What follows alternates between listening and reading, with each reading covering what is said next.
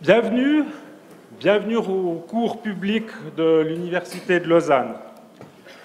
En préambule, j'aimerais vous présenter Madame Nelly Niva, puisque c'est surtout son œuvre que vous allez découvrir ce soir. Parmi vous, des gens l'ont déjà vue, donc elle a déjà développé un fans club par rapport à cette œuvre, qui a impressionné beaucoup de monde parce qu'elle parle de politique agricole, et la politique agricole, c'est extrêmement complexe. Et ce que vous allez découvrir ce soir, c'est une œuvre de vulgarisation qui est assez exceptionnelle, parce que vous allez voir qu'en très peu de temps, Madame Niva va vous placer au cœur de la problématique, au cœur de la politique agricole, et en sortant, vous bénéficieriez d'une expertise qui fera de vous des citoyens capables de choisir leur politique agricole. Voilà, nous allons, pour cette soirée, travailler de la manière suivante. Tout d'abord, l'exposé de Madame Niva, qui va vous faire visiter son exposition virtuelle. Et puis ensuite, on introduira une table ronde où un certain nombre de personnalités vont prendre place ici et à qui on pourra poser des questions, à qui vous pourrez poser des questions. Je crois qu'on va débuter maintenant de cette manière. Donc Nelly, je vous donne la parole pour l'exposition virtuelle. Merci beaucoup. Merci à tous d'être là ce soir pour ce cours public pour discuter ensemble du futur de l'agriculture. Alors, ce cours public fait suite à un projet de recherche qu'on a mené à l'Université de Lausanne qui a duré environ 2 ans et demi, 3 ans, qui s'est fait en partenariat avec Agridea et Prométer, avec le soutien du canton de Vaud, service du développement territorial et service de l'agriculture, et ainsi qu'avec le soutien de nombreux partenaires de façon ponctuelle, des experts du monde agricole, des experts aussi du monde de la protection de la nature et de la protection des consommateurs. Voilà. Alors, ce que je vous propose, c'est de retracer la démarche qu'on a eue dans ce projet, c'est-à-dire qu'on a travaillé ensemble de manière participative. On est d'abord repassé dans le passé pour comprendre ce qui s'était passé, les évolutions qu'il y avait eu, et après comprendre le présent, faire un état des lieux de l'agriculture vaudoise, et après on s'est projeté dans l'avenir et on a imaginé 4 scénarios. Suite à ce projet, on a réalisé une exposition virtuelle que je vais vous présenter maintenant, et je vais vous faire voyager dans cette exposition. Cette exposition, vous pourrez la voir chez vous tranquillement aussi, puisqu'elle est disponible sur le site www.vaud2030.ch. Alors, on pourrait imaginer qu'on est ici dans le hall de l'exposition virtuelle, et dans ce hall, vous pouvez télécharger le catalogue de l'exposition qui donne des données plus complètes sur cette démarche, et vous pouvez aussi décider si vous allez dans le futur ou si vous allez dans le passé. Ce que je vous propose maintenant, c'est de repartir dans le passé et de vous emmener en 1965. Alors en 1965, la Suisse est dans un contexte de croissance. Les frontières s'ouvrent progressivement aux échanges de marchandises et elle compte 5,3 millions d'habitants. L'agriculture est bien soutenue par la politique agricole. La Confédération rachète à prix fixe aux agriculteurs leur production. Mais certains milieux agricoles estiment que le prix qui est payé par la Confédération n'est pas assez haut, et c'est pour ça qu'on a quelques manifestations devant la Confédération en 1954 et en 1961. Le consommateur dans tout ça. Le consommateur, quand il fait ses achats, surtout dans des petites structures commerciales, même si c'est les débuts des supermarchés, il pense surtout à une chose, il pense à son budget. Pourquoi? Parce que finalement, le budget qu'il paye pour les denrées alimentaires représente 30% de son budget. Ce qui fait que si on fait une estimation en partant du principe que la ménagère fait ses achats 4 fois par mois, elle payerait pour son panier 370 francs. Vous verrez le prix de ce panier évoluer au cours du temps. Sur le territoire, il est clair que l'avancée de l'urbanisation met sous pression les zones agricoles. Il faudra attendre les années 79 avec la loi sur l'aménagement du territoire pour qu'une réglementation soit mise en place. Nous y reviendrons par la suite. L'agriculture dans tout ça, le nombre d'emplois agricoles d'abord. 44 000 agriculteurs dans le canton, soit 17% de la population active.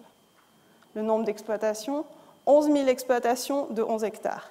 Ces chiffres vont aussi nous accompagner tout le long de notre périple. Une carte qui représente ce à quoi ressemble le canton de Vaud à cette époque-là. On voit que c'est un espace majoritairement cultivé, les villes sont relativement bien délimitées, et la forêt aussi. Je ne m'attarderai pas plus longtemps, mais si vous cliquez sur les différentes régions agricoles, vous avez des agriculteurs qui vous racontent un peu l'agriculture de cette époque, selon les régions où ils se trouvent. Lors d'une prochaine visite aussi, je vous invite à prendre le temps de regarder cet extrait en fait, des archives de la RTS qui raconte la situation des paysans à cette époque-là. Passons maintenant en 1990. 1990, la Suisse, qui est toujours dans un contexte d'ouverture, qui a signé les accords de libre-échange avec l'Europe et qui a participé aux négociations du GATT, elle compte 6,7 millions d'habitants. Politique agricole, on voit que la politique agricole, elle est sous pression de milieux agricoles, on l'a vu précédemment, mais elle est aussi sous pression de milieux des protections de la nature qui réclament une agriculture qui soit plus écologique et aussi de milieux économiques qui souhaiteraient une libéralisation du marché des denrées agricoles. Le consommateur est devenu de plus attentif à ce qu'il mange et à la manière dont est produite la nourriture qu'il consomme. Il fait ses achats surtout dans des supermarchés, de plus en plus de produits transformés, et le budget pour la nourriture a largement diminué puisque le panier de la ménagère reviendrait à, 150 francs. On était à 370 francs dans les années 65. Et le territoire dans tout ça? Eh bien, le territoire, il y a un élément majeur qui est mis en place dans les années 79, c'est la loi sur l'aménagement du territoire. Et cette loi, qu'est-ce qu'elle met en place? Elle met en place une limite entre les zones qui doivent être urbanisées et les zones qui doivent être préservées de l'urbanisation, dont les surfaces agricoles. Et ce faisant, elle protège ces surfaces agricoles. Quelques chiffres. 19 934 agriculteurs dans le canton, 6% de la population active. On a une large diminution des emplois agricoles, qui ne représentent plus que 6%, alors qu'ils représentaient 17% de la population active avant, et aussi une large diminution du nombre d'exploitations agricoles, qui sont de 6 701 exploitations, avant on en avait 11 000, et par contre qui sont devenues plus grandes, puisqu'elles sont passées de 11 hectares à 16 hectares. La carte, on voit l'avancée de la forêt, des villes aussi qui se développent et des structures agricoles qui deviennent plus grandes. Là aussi, vous pourrez revenir et consulter ce que vous disaient les agriculteurs de l'époque. Là aussi, il y a une archive aussi de la TSR et une vidéo. 2010, la situation actuelle. On voit qu'on est dans une situation instable au niveau économique, on sort d'une crise économique, mais que la Suisse s'en tire relativement bien et est très attractive au niveau mondial. On compte 7,8 millions d'habitants en Suisse. Alors, il y a eu un changement majeur dans la politique agricole. Ce changement, c'est que la Confédération ne rémunère plus la production aux agriculteurs, mais elle rémunère les services qu'ils rendent au biotope, services qui rendent à la conservation du paysage et services aussi qui rendent des services écologiques. Et c'est ce qui est rémunéré à travers les paiements directs. Les consommateurs sont de plus en plus responsables. Ils le sont, il faut dire, parce qu'il y a eu un certain nombre de crises sanitaires importantes, dont la crise de la vache folle, et ils sont de plus en plus attentifs à ce qu'ils achètent et font confiance à des labels du type label bio ou cherchent à acheter des produits qui sont plus liés à la région dans laquelle ils habitent. On a ces labels de la région qui existent. Et le panier de la ménagère est passé à 90 francs aujourd'hui par rapport aux 370 francs des années 1965. Qu'est-ce qui se passe sur le territoire? Alors sur le territoire, on a toujours cette limite entre zones à urbaniser et zones à protéger dans les surfaces agricoles, mais l'innovation la plus forte qui a lieu avec la modification de la loi sur l'aménagement du territoire, c'est le fait que maintenant les agriculteurs ont le droit d'effectuer des activités accessoires sur leurs exploitations. Alors les activités accessoires, qu'est-ce que c'est? Ça peut être par exemple l'hébergement à la ferme, le fait d'accueillir des classes dans les fermes, et ça peut être aussi d'avoir des ateliers de réparation mécanique, mais tous ces éléments, toutes ces activités accessoires doivent prendre place dans l'enceinte des bâtiments. Quelques chiffres encore. 13 400 agriculteurs dans le canton, 3,4% de la population active. On voit là encore une nette diminution par rapport aux années 65 et aux années 90. Et 4 259 exploitations de 26 hectares. Donc moins d'exploitations, mais des exploitations qui sont plus grandes. La carte du territoire montre la forêt qui avance, les zones urbanisées qui avancent et ces exploitations qui deviennent de plus en plus grandes. Comme on a pu le voir, il y a depuis les années 65 une très grande chute en fait, du nombre d'exploitants agricoles. Et la question qu'on peut se poser, mais c'est la suivante, c'est comment font finalement les exploitants aujourd'hui pour arriver à continuer leur travail. Et c'est la question qu'on s'est posée et qui a donné lieu à un film qui s'appelle « Agriculteurs malgré tout », qui a été réalisé avec la réalisatrice Mélanie Pitlou. Ce film, je ne vais pas vous le passer ce soir, mais par contre, je vais vous passer la bande-annonce de ce film. Donc ce film, c'est 5 interviews de 5 agriculteurs qui ont développé 5 stratégies différentes de diversification. Et on va en passer la bande-annonce, si la régie est prête. Voilà.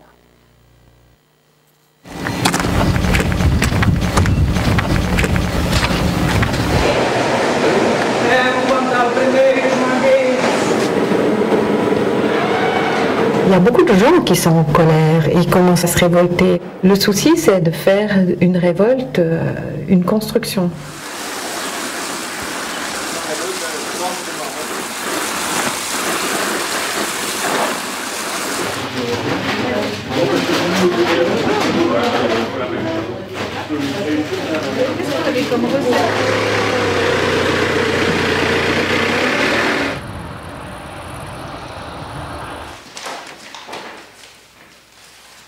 J'ai la chance d'avoir un 50% de travail dans le cadre de ma ferme, c'est vraiment appréciable. C'est clair qu'autrement, je ne pourrais pas me permettre de garder des vaches laitières et de travailler à 50% à l'extérieur.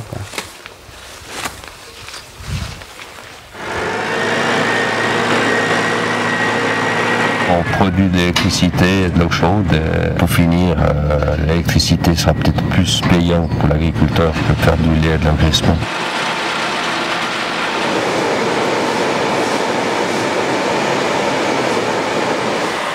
Est-ce que je me sens agriculteur? Je devrais répondre oui, mais non, je pense que je me sens attaché à la terre.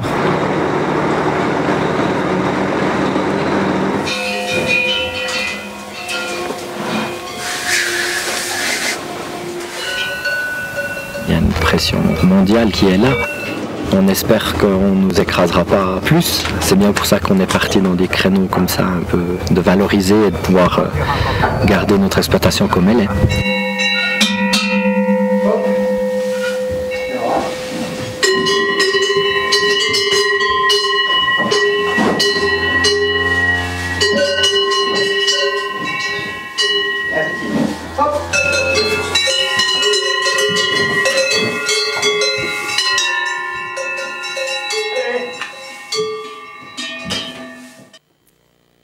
Avec ce film, je pense qu'on a eu une bonne idée maintenant du passé, puis du présent surtout, et de ces stratégies qui sont mises en œuvre maintenant par les agriculteurs et qui sont des stratégies intéressantes aussi pour l'avenir. Puis l'avenir, maintenant, on va y venir. C'est l'objet de ce cours public. Et donc, projetons-nous dans l'avenir. Mais avant de nous projeter dans l'avenir, posons-nous quand même quelques questions. C'est-à-dire de savoir ce que l'on veut. Est-ce que l'on veut une agriculture qui soit subventionnée ou est-ce qu'on préfère une agriculture qui soit compétitive? Est-ce qu'on veut des surfaces agricoles ou est-ce qu'on veut plutôt des logements et puis peut-être de la forêt? Est-ce qu'on veut une meilleure autonomie alimentaire ou est-ce que finalement ça ne nous intéresse pas vraiment? Est-ce qu'on veut défendre une agriculture de type familial ou est-ce qu'on préfère une agriculture de type entrepreneurial? Est-ce qu'on veut une agriculture qui soit plus écologique? Et enfin, est-ce qu'on serait prêt à payer pour des produits qui seraient peut-être plus sains et plus locaux?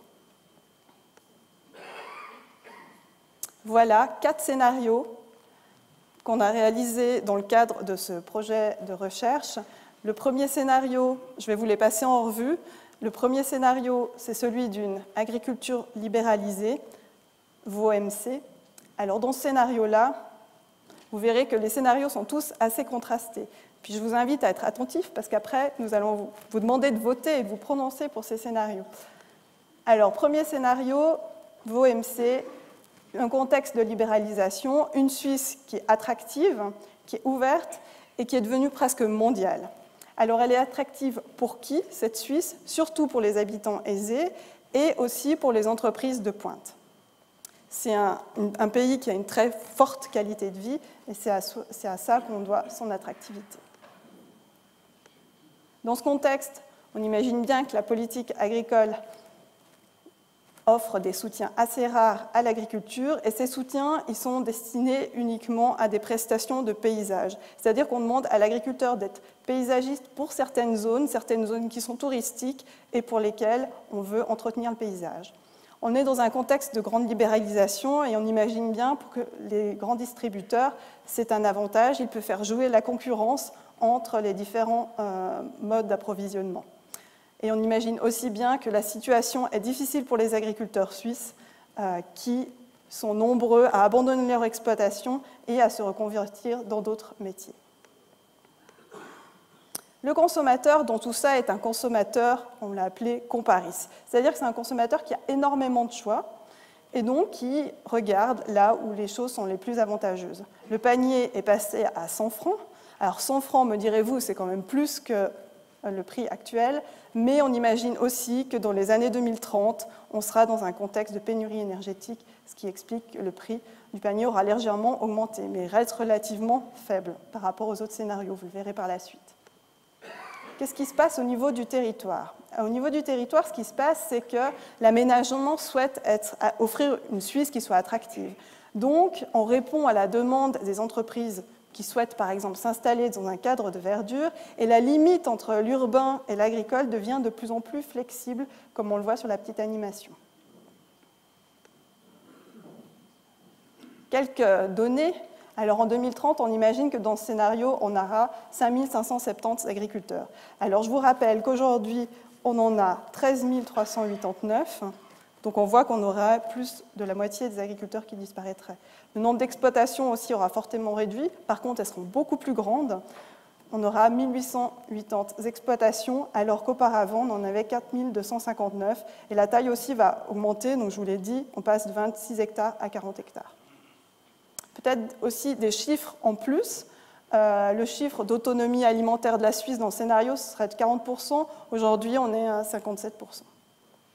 Et puis ce chiffre-là, qui est un chiffre indicatif, mais qui donne l'idée de ce que dépenserait alors le citoyen vaudois par an pour financer aussi bien la politique agricole que l'achat de denrées alimentaires. Et là, on l'a estimé à 4 900 francs par an. Qu'est-ce que ça donne sur le territoire? Ça donnerait ça. Alors, qu'est-ce qu'on voit? Surtout une forêt qui avance énormément parce que les exploitations agricoles situées en zone de montagne sont abandonnées et donc la forêt peut facilement avancer. Des villes qui se développent aussi, un mitage de territoire qui est plus grand, des exploitations agricoles qui sont beaucoup plus grandes et surtout un territoire agricole qui est occupé par d'autres activités que l'agriculture, dont surtout les activités de loisirs. C'est dans ce scénario qu'on peut imaginer les Disneyland agricoles où les urbains viendraient en promenade pour apprendre à traire des vaches ou pour apprendre à cueillir des fruits ou à cultiver, etc. Passons au second scénario. Alors c'est un scénario là aussi très différent, c'est un scénario qu'on a appelé canton superstore. Pourquoi? Parce que c'est un scénario où on décide de soutenir très fortement l'agriculture vaudoise. Dans ce scénario, rien de particulier au niveau du contexte économique, c'est un contexte économique relativement stable. La Suisse compte 8,7 millions d'habitants. Par contre, en termes de politique agricole, on a un grand changement. Aujourd'hui, la politique agricole est de la compétence de la Confédération. Dans ce scénario, elle deviendrait de la compétence du canton, qui pourrait décider de la politique qu'il souhaite mener et de la manière dont il va la mettre en œuvre. Ce que le canton vaud décide, c'est de soutenir très fortement le lien entre le consommateur et le producteur pour améliorer la santé de ses citoyens vaudois. Et pour ce faire, il favorise la reconversion à l'agriculture biologique et favorise aussi la vente directe de produits dans des structures de type halle vaudoise. Il joue aussi son rôle de client responsable en mettant en place des menus vaudois dans les cafétérias du CHUV, par exemple, et pourquoi pas de l'université. Les consommateurs sont très attentifs à leur santé. Ils se posent beaucoup de questions sur les OGM, sur divers scandales sanitaires aussi qui sont arrivés, et favorisent les produits labellisés bio, mais aussi les produits de proximité, parce que ça leur donne une assurance de la qualité de ces produits-là. Le panier de la ménagère, dans ce contexte, est passé à 150 francs, donc il est plus cher que dans le scénario précédent, nettement plus cher, mais c'est un choix du consommateur qui décide qu'il est d'accord de payer plus pour des produits plus sains et plus locaux. Alors, l'aménagement du territoire devient une politique concertée, c'est-à-dire que les milieux de l'urbanisme, comme les milieux de l'agriculture, travaillent ensemble pour voir négocier là où les développements seraient les plus intéressants. On a aussi une forte croissance de tout ce qui est parcs naturels régionaux. Quelques données, 10 300 agriculteurs dans le canton, c'est un petit peu moins que la situation actuelle, mais ça reste relativement proche. Et 3 707 exploitations de 30 hectares. Elles augmentent un petit peu de taille, elles diminuent, mais on reste dans des chiffres relativement proches de la situation actuelle. Par contre, le chiffre d'autonomie alimentaire augmente, on passe à 61%, et c'est un scénario qui coûte plus cher que le scénario de libéralisation, puisqu'il coûterait 7 600 francs par an. Troisième scénario, le scénario si rien ne bouge.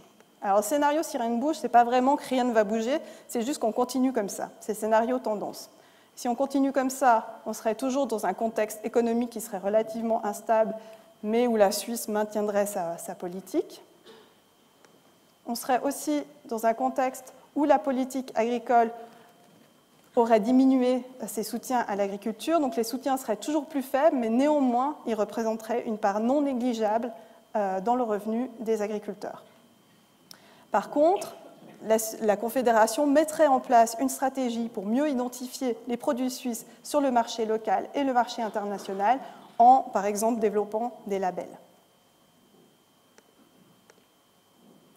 Le consommateur serait de plus en plus un zapper, c'est-à-dire qu'il achèterait aussi bien des produits peu chers, genre M-budget ou prix garanti, que des produits labellisés, et qu'il mélangerait un peu tout ça dans son panier.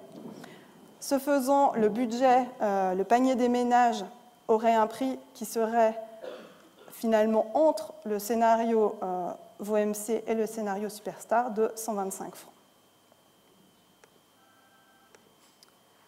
Le territoire offre de plus en plus des possibilités de diversification aux exploitants agricoles. Alors jusqu'à présent, les activités accessoires étaient possibles, mais dans l'enceinte des bâtiments. À partir de ce moment-là, les activités agricoles peuvent se diversifier et elles peuvent construire des bâtiments. Ce faisant, les agriculteurs deviennent des acteurs du bâti du côté de l'agriculture. Des chiffres toujours, 8 800 agriculteurs dans le canton. Là aussi, on a une très large diminution du nombre d'agriculteurs.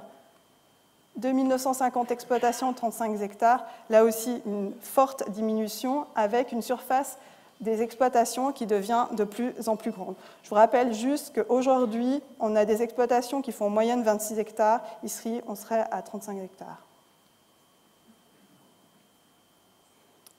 La carte des territoires. Alors, ce qu'on a voulu montrer sur cette carte, c'est d'une part que la forêt avance un petit peu, que les zones urbaines se développent aussi, mais c'est surtout ces multiples drapeaux qui apparaissent dans la zone agricole qui sont tous des symboles de la diversification des exploitations agricoles. Le dernier scénario que nous vous proposons ce soir, c'est le scénario d'un canton autosuffisant. C'est le scénario qui s'appelle Vatlen. Vatlen, pourquoi? Parce qu'on avait le plan Vatlen. Là, c'est 2030, il s'appelle Vatlen. L'idée, là, c'est qu'on est dans un contexte de crise économique, crise énergétique. On a atteint de nombreux pics des ressources naturelles et on est dans une situation où le pays se referme. La Suisse compte 7,8 millions d'habitants. Dans ce contexte, la politique agricole est revalorisée, on va dire. Elle a pour objectif d'assurer une autonomie de plus en plus forte de la Suisse et pour ce faire, elle soutient largement l'augmentation de la production alimentaire, mais aussi l'augmentation de la production énergétique. En parallèle, des mesures sont mises aux frontières pour faire des taxes sur les produits en fonction de leur empreinte énergétique. Le consommateur a dû revoir son choix d'alimentation. On l'appelle le consommateur Minergie parce qu'il a l'étiquette des produits énergétiques dans la tête. Il mange plus de tofu et de lentilles que de viande. Et on voit qu'il n'y a plus d'emballage dans les supermarchés parce qu'ils ont un impact énergétique important. On est dans un contexte de crise. Le prix du panier de la ménagère a forcément augmenté à 200 francs, mais c'est vraiment lié à ce contexte de crise-là. Quelques chiffres, 16 000 agriculteurs dans le canton. C'est le seul scénario où on aurait plus d'agriculteurs que la situation actuelle, et on aurait aussi plus d'exploitations dont la taille resterait stable. Le taux d'autonomie alimentaire, on imagine, serait assez haut placé, parce que c'est le but quand même de ces politiques, il serait de 75%. Par contre, c'est un scénario qui coûte cher et qui coûterait 11 000 francs par an aux citoyens vaudois. Un rapide aperçu sur la carte. Ce qu'on voit alors, c'est que les forêts ont arrêté de se développer puisqu'on les a même défrichées pour pouvoir reproduire plus d'alimentation et aussi l'impact sur le territoire des infrastructures d'énergie renouvelable qui est très important.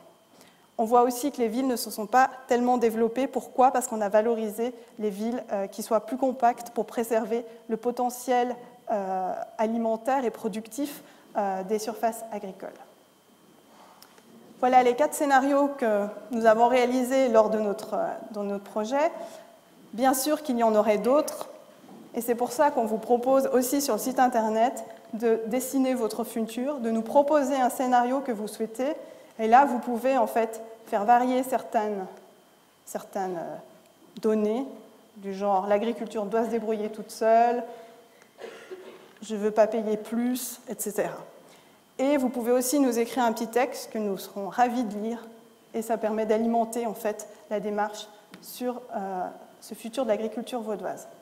Voilà, je vous ai présenté 4 scénarios. L'idée maintenant, c'est de débattre sur ces scénarios. C'est pour ça que vous avez des appels, et c'est pour ça que je passe la parole à M. Pidou, qui va maintenant mener le débat. Merci Madame Niva pour cette présentation.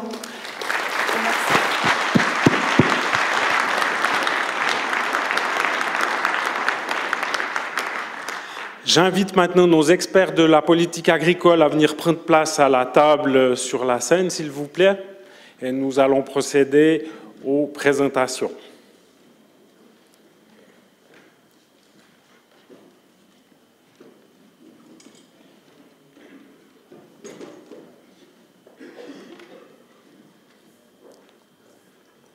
Merci.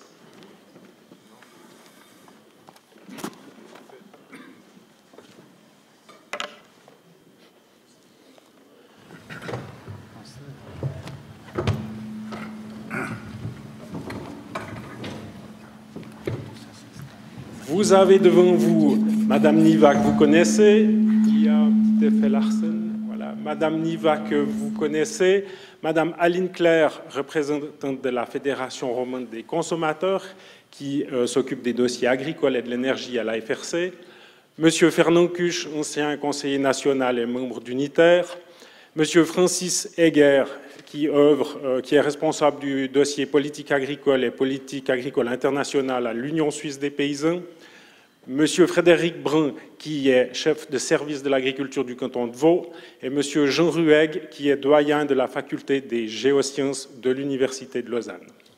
Voilà. Maintenant, je vous invite à vous saisir de la petite zapette que vous avez tous reçue en entrant dans cette salle, et vous allez devoir voter. Vous allez devoir choisir dans un premier temps, parmi les 4 scénarios que vous a présenté Madame Niva, celui qui vous plaît le mieux, celui auquel vous aspirez. Vous ne devez dans un premier temps pas choisir celui que vous pensez qui va arriver, mais celui que vous appelez de vos voeux, celui que vous aimeriez voir, celui qui vous ferait le plus plaisir. Donc vous avez le choix, et sur la zapette vous avez des touches, et vous votez. Si c'est vos MC qui vous plaît, vous appuyez sur le 1, si c'est vos superstars, sur le 2, etc. Donc allez-y, le scrutin est ouvert, pardon. Alors on devrait avoir les résultats qui s'affichent si la régie arrive à nous mettre tout ça sur l'écran.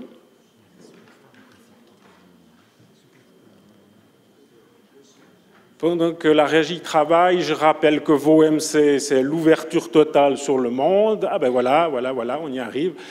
Vos Superstars a visiblement vos faveurs, puisqu'il y a 37 personnes qui votent pour ce scénario-là. Si rien ne bouge, c'est la continuité. C'est continuer comme on a fait jusqu'à aujourd'hui, évoluer au même rythme, dans la même direction. Et Vatland, c'est la crise. Voilà, est-ce que tout le monde a pu voter? Non, pas encore. Vous n'avez pas les APET. Est-ce que l'on peut distribuer les APET à ceux qui n'en auraient pas? Il n'y en a plus, je vais vous donner la mienne.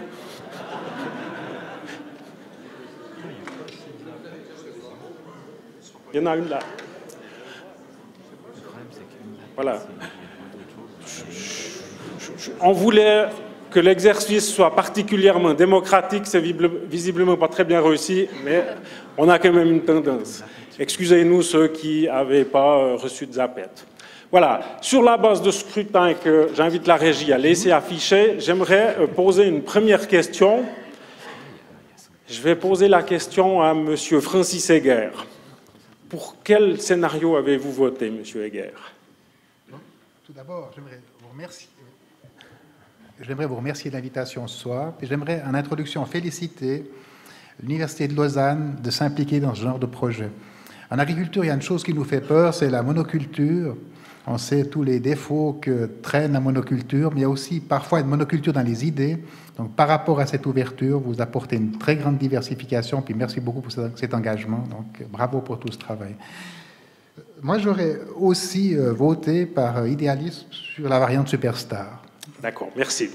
Ça me permet de vous poser directement la question suivante. La variante Superstar, c'est un peu l'inverse de si rien ne bouge. C'est aller plus loin que le consensus helvétique.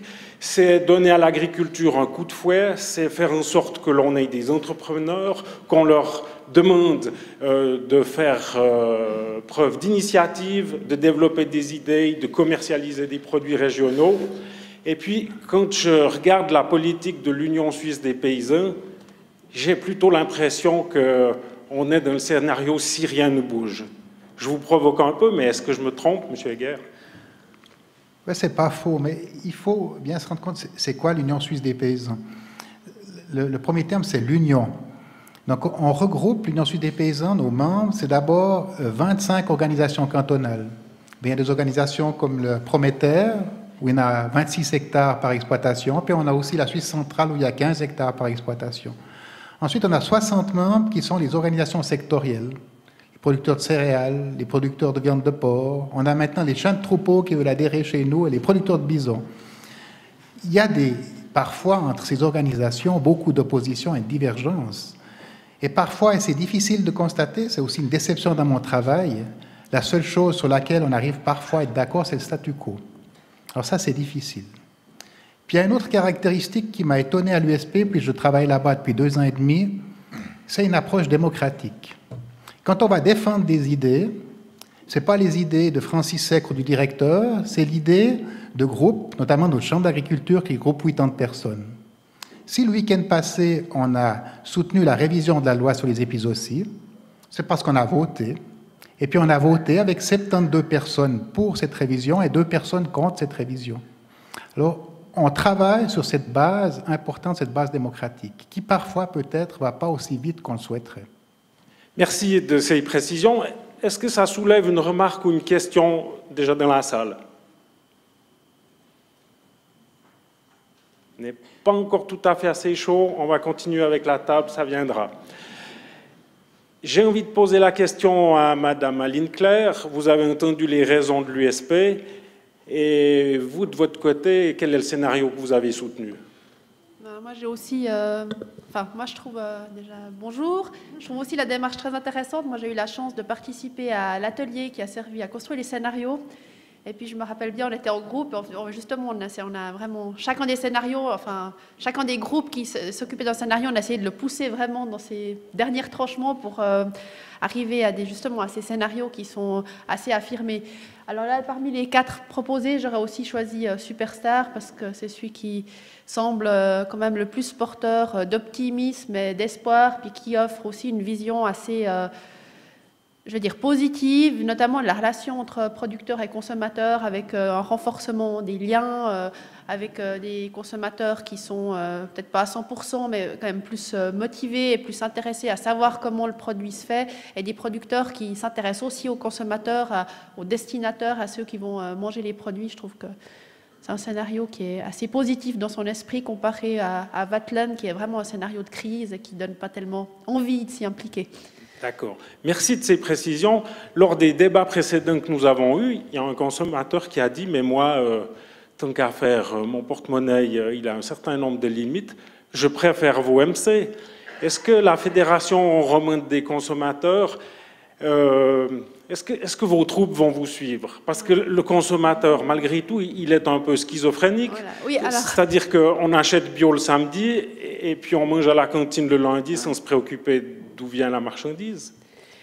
Alors là, c'est vrai, on n'a pas de troupe à la FRC auquel on commande et puis on dit il faut acheter ci ou il faut acheter ça. Donc, et puis il ne faut pas dire parler de consommateurs, mais il faut parler des consommateurs. Là, enfin, tout le monde dans la salle, les consommateurs.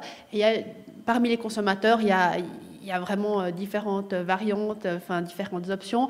Il y a des consommateurs, c'est clair, qui vont toujours s'intéresser à avoir le prix le plus bas, pas que pour l'alimentaire, mais dans leur vie, ils cherchent. Certains, c'est par nécessité, d'autres, c'est par choix. Puis il y a d'autres consommateurs, et c'est quand même une majorité pour les denrées alimentaires qui se soucie de la qualité de son alimentation, qui est prêt à payer un peu plus, voire nettement plus, ça dépend aussi du budget et puis de ses envies, pour des produits auxquels il trouve des qualités particulières. Ça peut être le mode de production, bio, production intégrée, ça peut être l'origine, ça peut être un goût particulier. Donc je pense que ce scénario-là, Superstar, je pense qu'il offre une palette de choix aux consommateurs dans toute leur diversité. Et puis c'est vrai qu'on peut acheter bio ou gruyère d'alpage le samedi, puis se retrouver à la cantine le lundi. Mais à la cantine, on n'a souvent pas beaucoup le choix en tant que consommateur, quoi. Il y a le menu du jour, et puis si on n'en veut pas, on nous propose un steak frites, parce que c'est ce qu'il y a dans les congélateurs, en général. Merci. Vous venez de le dire, on n'a pas beaucoup de choix à la cantine. En fait, on mange ce qu'il y a dans l'assiette, pourvu que ce soit chaud et vite servi. Et puis, dans le scénario Vaux Superstar, on a dit qu'il y aurait une politique agricole vaudoise où on allait s'occuper de faire en sorte qu'au Chuve, on mange vaudois, qu'à l'Unil, on mange vaudois. Et là, je m'adresse au chef de service de l'agriculture. Est-ce que vous la sentez, cette politique? C'est à vous à la mettre en place, Monsieur Brun. Alors, Monsieur Pidou, tout à fait, c'est à nous à la mettre en place. Vous ne m'avez pas posé la question pour quel scénario je votais. Je me permets d'y répondre. En tant que représentant de l'administration cantonale, si rien ne bouge, me convient parfaitement. Au-delà de la boutade, j'aimerais dire que dans le contexte actuel, on demande aux familles paysannes des adaptations énormes, qui est une révolution silencieuse qui est en train de se passer chaque jour, chaque mois, chaque année, et que ce titre de « Si rien ne bouge » est en fait pour moi une révolution permanente. Mais pour répondre à votre question, oui, justement dans ce scénario « Si rien ne bouge », donc c'est déjà une préoccupation du Grand Conseil qui, dans sa nouvelle loi sur l'agriculture vaudoise, a souhaité, a créé un article qui donne une direction, enfin qui demande aux institutions de s'approvisionner en priorité au niveau local. Reste à définir ce que signifie local. Merci de la réponse. Je vais m'adresser maintenant à M. Cuche. M. Cuche a milité longtemps au sein du syndicat unitaire, notamment pour du lait à 1 franc. Malheureusement pour les agriculteurs, il n'y est pas arrivé à ce jour. Et on voit que dans le scénario Vaux Superstar, on a une valorisation des produits locaux. Avec le gruyère, on a atteint les 82 centimes, on n'est pas tellement loin du franc par kilo de lait. Donc on voit que ce scénario, il est porteur de promesses dans le sens d'une meilleure valorisation des produits agricoles et d'une valeur ajoutée plus élevée dans la main des agriculteurs. Et puis la question que j'aimerais vous poser, vous avez milité pour, je dirais, une défense d'acquis, pour que ce prix à 1 franc soit fixé dans la Constitution ou dans la loi, et pour que ce soit garanti à tout le monde. Or là, on a un scénario qui laisse des espoirs importants d'obtenir ce frein pour ce litre de lait. Mais ça nécessite une implication étroite des agriculteurs. Est-ce que là, vous avez votre solution? On nous a dit qu'il fallait bien parler en face du micro. On applique les directives. Tout d'abord, bonsoir à tout le monde. J'aimerais, avant de revenir sur la lutte pour le prix du lait, mais très brièvement, et puis faut-il l'inscrire dans la loi ou dans la Constitution? Non, j'ai jamais milité pour un prix du lait inscrit dans la Constitution. Mais j'aimerais revenir sur le résultat du vote. À voir les têtes, c'est une majorité de personnes qui ne sont pas issues de l'activité agricole, à moins que, je ne sais pas, ça ait beaucoup évolué.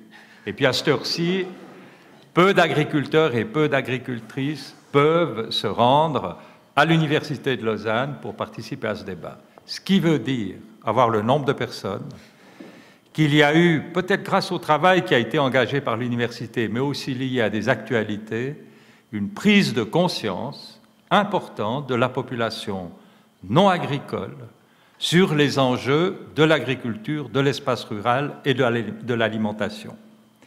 Et à voir le résultat du vote, je ferai deux premiers commentaires. Un, il y a une inquiétude qui se manifeste, et la réponse à cette inquiétude, on retrouve la proximité, c'est le deuxième scénario, et puis peut-être pour les plus anciens, c'est ce qui s'est passé durant la dernière guerre avec le plan Wallonne. Donc, ça exprime une certaine insécurité alimentaire, quantitative ou qualitative. On aura peut-être l'occasion de revenir sur cet aspect du débat. Et le deuxième commentaire que je peux faire, c'est que les conclusions que vous tirez de ce que vous avez pu lire dans le cadre de ce programme un peu académique de l'université ou de l'actualité, eh bien, c'est que vous visez juste en donnant la priorité au scénario superstar, canton superstar. Reste à voir encore, est-ce que c'est au niveau cantonal ou au niveau suisse. Puis dernier commentaire sur le résultat du vote, vous êtes 4 à soutenir l'OMC sur 80, 90 personnes. Je me suis beaucoup engagé dans des manifestations concernant l'OMC. Apparemment, le message a plutôt bien passé. Merci de ces commentaires, M. Cuche. Voilà, j'aimerais pouvoir vous donner la parole. Est-ce que quelqu'un veut bien se lancer? Oui, monsieur. Mesdames et messieurs, je suis peut-être le seul paysan de la salle. Je voulais dire à M. Cuche qu'il y en a peut-être un qui a pris le moment et qui était intéressé à un rapport d'une agriculture qu'on discute en dehors d'un système de pratique et qu'on veut essayer de gérer par des... Vous, mesdames, vous êtes magnifiques, mais êtes-vous épouse de paysans? J'aimerais le savoir, parce qu'il faut se mettre une fois dans la peau du paysan, qui en fait, quand vous mettez ces 4 éléments-là, mais vous considérez rien du tout. La nourriture, c'est quoi à la base? Et au jour d'aujourd'hui, qu'est-ce qu'on fait? Eh bien, tout le superflu n'a pas de prix, mais le nécessaire est toujours trop cher. Et je crois que si un jour, on va mettre les balances où il faut et quand il faut, eh bien, peut-être qu'on viendra au plan Wallonne, et puis peut-être qu'on reprendra un petit peu une agriculture, qu'on va arrêter de plus facilement nourrir des sauterelles, des papillons, des petites fourmis dans des haies qu'on doit créer. Et si je vous le dis, c'est parce que j'ai dû le faire. Parce que maintenant, mon fils qui est bio m'a dit, je gagne plus au mètre carré de nourrir ces petites bestioles que de nourrir l'humanité. J'ai dit. Merci. Merci pour cette remarque. J'aimerais vous provoquer un peu parce que la majorité d'entre vous ont voté pour ce scénario Vos Superstars.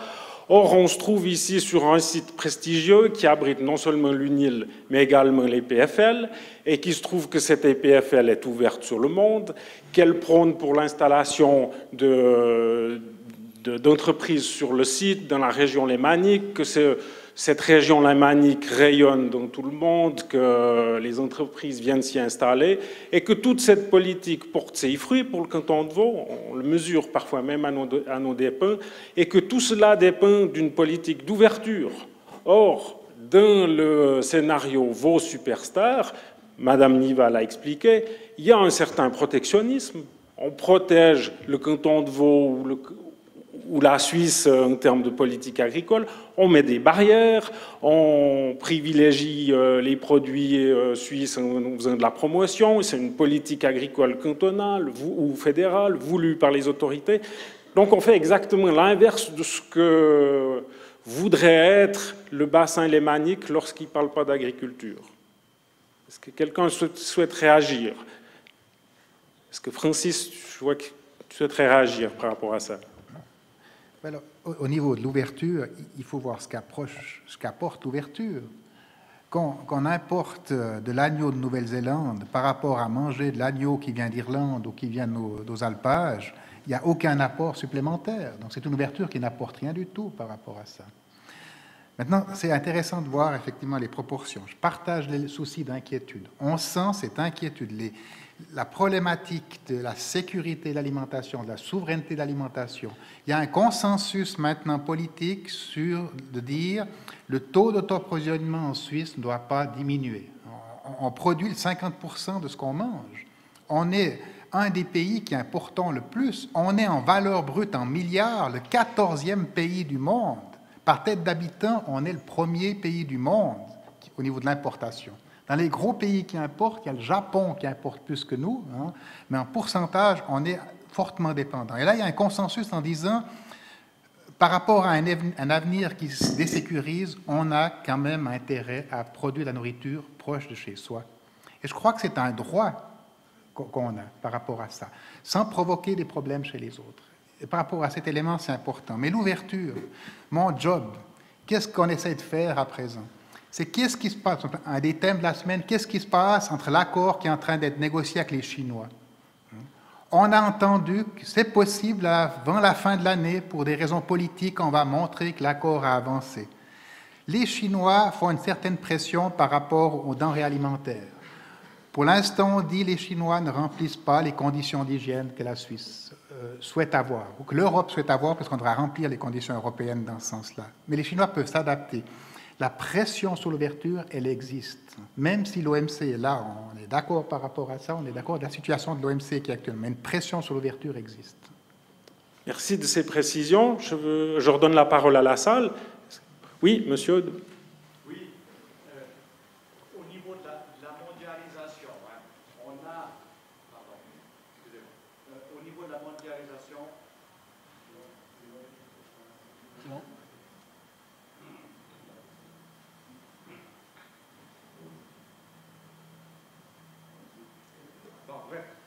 Je pense que j'ai la voix quand même suffisamment qui porte pour permettre d'intervenir. Au niveau de la mondialisation, on a vu que la sécurité alimentaire pose un grand problème depuis 30 ou 40 ans. J'ai été pendant 30 ans chimiste cantonal à Neuchâtel et j'ai vécu toute la problématique depuis les années 70, l'introduction des analyses de pesticides jusqu'à la vache folle et au problème des antibiotiques, etc. Donc on a un gros problème lié à la sécurité alimentaire lorsque les produits ne sont pas faits chez nous. C'est une réalité avec laquelle on doit vivre. Alors c'est vrai qu'on peut imaginer que les Chinois vont faire du poulet même à quelques francs le kilo, qui sera hygiéniquement bien meilleur, mais quelque part, il faut produire des denrées alimentaires de base pour les transformer en viande. Et lorsqu'on alimente les animaux avec des déchets, parce que ça coûte beaucoup moins cher, on a un grand problème de sécurité. Et les consommateurs, je crois, sont très, très sensibles à cet aspect-là aussi, et pas simplement au prix de la marchandise. L'autre problème qu'on a, on a la chance en Suisse d'être un pays exempt d'OGM. pas seulement pour l'alimentation humaine, mais surtout pour l'alimentation animale.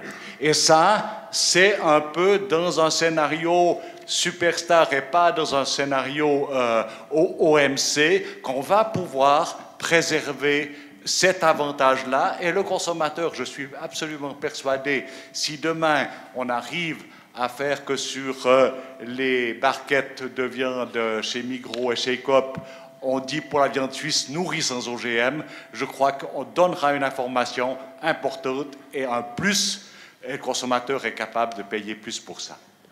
Merci de cette remarque. J'aimerais donner la parole à quelqu'un qui a voté pour un scénario, peut-être Vatland ou VOMC. C'est une minorité. Est-ce que cette minorité souhaite s'exprimer? Oui, monsieur. Assez grosse minorité.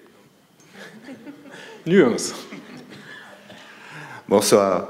J'ai voté Vatland, donc voilà, je pense que ça correspond à votre demande. Mais je n'ai pas envie de faire une remarque, j'ai juste une question pour Madame Ziva. À la base de votre excellent travail, il y a toujours, ça a été dit plusieurs fois, vous l'avez dit, la situation est instable, j'ai vu des $200 le baril à la pompe, sauf pour le scénario Vatland qui était à $400 le baril, etc. Moi, j'ai voté Vatland quelque part contraint forcé, je ne crois pas du tout aux autres scénarios. Je suis scientifique, je suis dans l'énergie, je suis dans l'écologie depuis longtemps. Je crois à ce que je sais, et ce que je sais, c'est le rapport Meadows et tous ces rapports. Donc je pense qu'en 2030, la situation sera plus difficile que celle qui est donnée dans les scénarios. Vous avez fait un excellent travail, mais j'appelle ça de la pensée linéaire. J'aimerais juste savoir qu'est-ce qui a motivé en fait vos diverses estimations de la situation économique en 2030. Je trouve personnellement que le scénario Vatland est le seul qui soit vivable et qui pourrait nous éviter la guerre civile.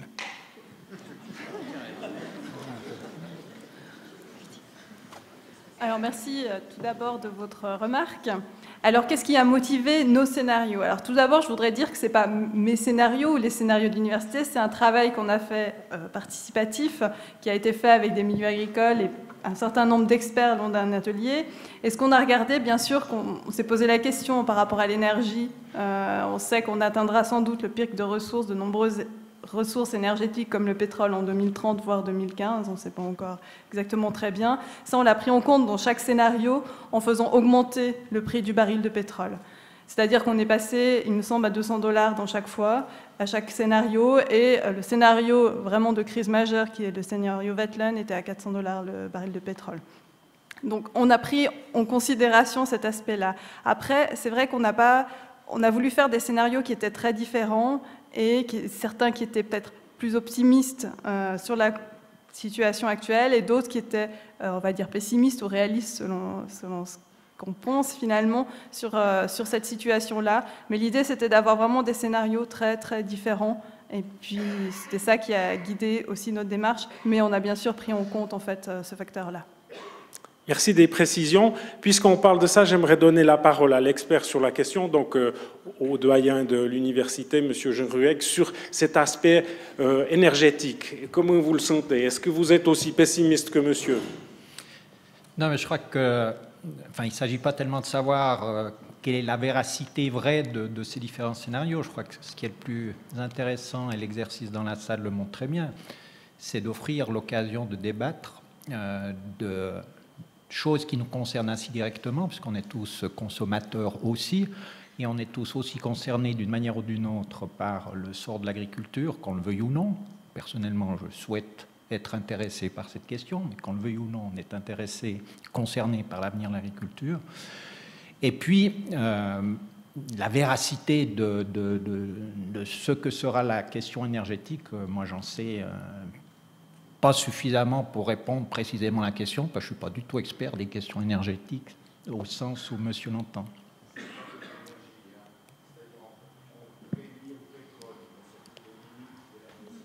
Attendez, on vous comprend pas. Excusez-moi, je ne veux pas faire le débat, mais ce n'est pas que l'énergie. Toutes les limites de la biosphère sont atteintes en 2030. C'est aussi la dégradation du milieu et toutes sortes de facteurs comme ça, sans parler de l'effet de serre et j'en sais quoi d'autre. Ce n'est pas rien que juste le fait qu'on va rouler ou pas rouler. Ok, merci des précisions. Monsieur Kusch, je voulais réagir. Oui, j'aimerais revenir sur le marché, l'ouverture, les échanges. Le marché en lui-même, moi j'ai rien contre, c'est un outil.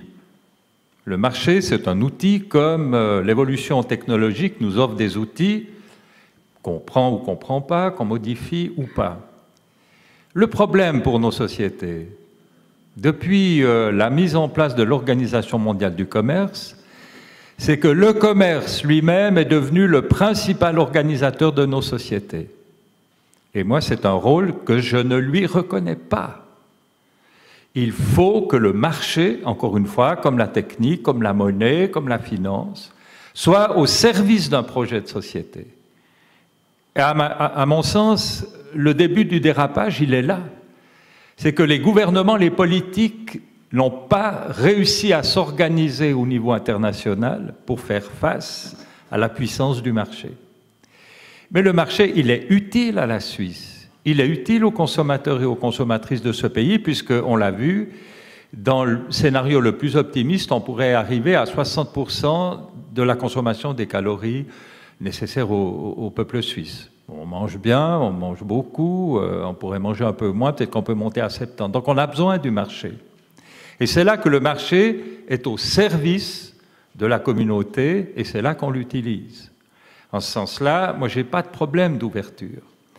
Et l'auto-approvisionnement, et ça c'est la dimension durable de ce concept, notamment de souveraineté alimentaire, c'est que ce degré d'auto-approvisionnement, il doit se faire en fonction du potentiel naturel de production de nos sols. Et si on voulait l'augmenter de façon artificielle, on péjore ce potentiel de fertilité naturelle des sols. Et là, nous sommes dans des enjeux de société, et encore une fois, les personnes qui sont là ce soir l'ont bien compris. Merci de la remarque. Je donne encore la parole à Madame Claire, ensuite on passera au vote suivant. Madame Claire, vous voulez réagir ? Je vais juste rebondir sur l'importance du concept de souveraineté alimentaire lié à un certain degré d'auto-approvisionnement, parce que ce qu'il y a aussi d'important quand un pays a une couverture suffisante de ses besoins en nourriture par sa propre production, c'est qu'elle a la possibilité de définir les critères de qualité de production, de dire nous, des élevages de poulets avec des densités phénoménales, avec l'usage de telle ou telle substance comme des antibiotiques, on a les moyens de dire ça, on n'en veut pas. Et puis on a les moyens de dire on ne veut pas ce type de mode de production. Quand on s'en remet principalement aux importations, eh bien, on est quand même largement dépendant de décisions qui sont prises à l'extérieur pour le mode de production. On peut fixer des normes d'hygiène, mais à l'importation, on ne peut pas dire on veut pas on interdit l'importation de quelque chose qui a été produit de manière pas correcte. Par exemple, en Suisse, on interdit l'utilisation d'antibiotiques pour stimuler la croissance dans les élevages. Ça ne veut pas dire qu'il n'y en a pas, parce qu'il faut bien soigner les animaux de temps en temps. Mais on ne peut pas dire on interdit l'importation de poulets qui ont été produits avec cette méthode-là. Tout au plus, de temps en temps, on le signale sur l'étiquette. Mais disons, le fait d'avoir un degré d'auto-approvisionnement conséquent, ça permet aussi de définir le mode de production, les modes de production qu'on veut pour notre alimentation. Et ça, je pense que c'est très important, surtout face à tous les scandales alimentaires qu'il y a quand même assez régulièrement. Alors ça change, une fois c'est les porcs, après c'est la viande de bœuf, après ça sera la volaille, enfin ça tourne assez régulièrement. Mais les consommateurs se sentent désécurisés et le fait d'avoir une production locale, mais locale niveau suisse, sur lesquels on peut définir des modes de production, c'est un élément rassurant. D'accord, merci pour ces remarques. Si on fait la synthèse, ça signifie quoi? C'est que la souveraineté alimentaire, telle que vous venez de la décrire, c'est ce qu'on est en train de faire maintenant. Et que face à ça, on a un marché. Et malgré le nombre important de personnes ce soir, on est très impuissant face à ce marché. Donc la souveraineté alimentaire et le marché, c'est deux tendances qui s'opposent. Voilà, pour résumer, je vais vous donner la parole tout à l'heure, mais on va maintenant procéder au second vote. Et justement, ce second vote doit moins tenir compte de vos idéaux et de vos rêves, mais plutôt de la réalité. Et là, je vais vous demander de voter pour le scénario que vous pensez qu'il risque d'arriver le plus probablement. Donc, de nouveau, choisissez de 1 à 4 le scénario que vous pensez qui va arriver, et non celui auquel vous aspirez. Alors, la régie va de nouveau nous afficher le résultat des votes. D'accord. Le vote arrive après 1 minute. Non, on va attendre, ça sera plus simple. On m'a demandé, voilà, j'ai reçu un billet, en fait, on m'a demandé combien y a-t-il d'agriculteurs dans la salle. J'en ai vu plusieurs, mais est-ce que je peux les inviter à lever la main? Comme ça, on se rendra compte. Ah, voilà.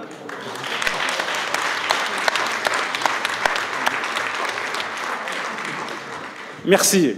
Donc, vu d'ici, c'est environ le tiers de l'Assemblée. Voilà. Alors, nous avons notre résultat. Et, en fait, il y a des pessimistes et des pragmatiques, si je résume. Les pessimistes, c'est 31, les pragmatiques, c'est 30. Voilà. On ouvre à nouveau le débat. Il y avait des mains qui se levaient, monsieur.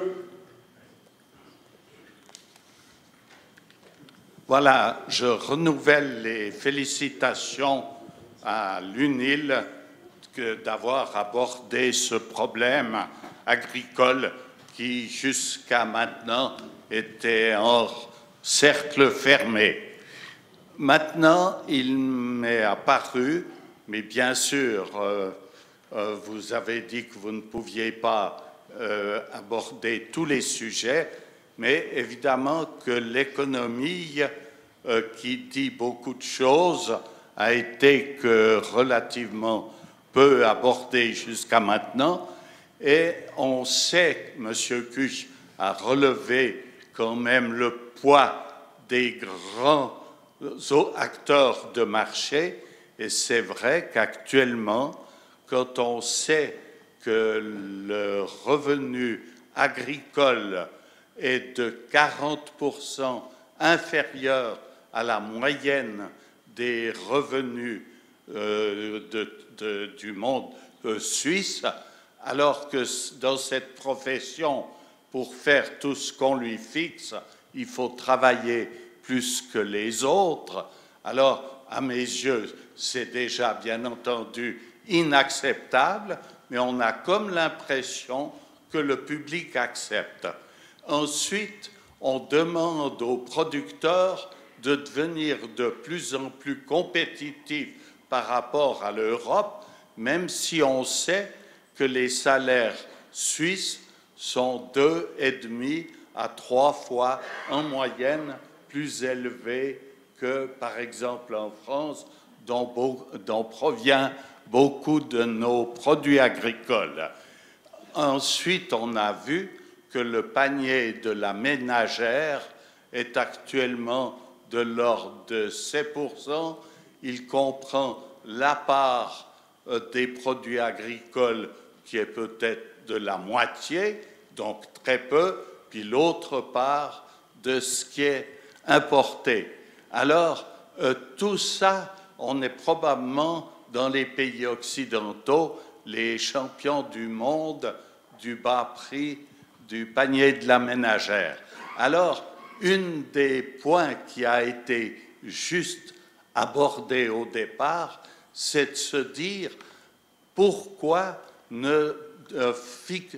on est obligé de faire une aide. Alors, au lieu de rechercher la vérité des prix, qui paraît difficilement atteignable, alors on donne des subsides à l'agriculture, qui est au fond un subside aux consommateurs, parce que le consommateur aurait le moyen de payer plus. Merci de votre question, monsieur.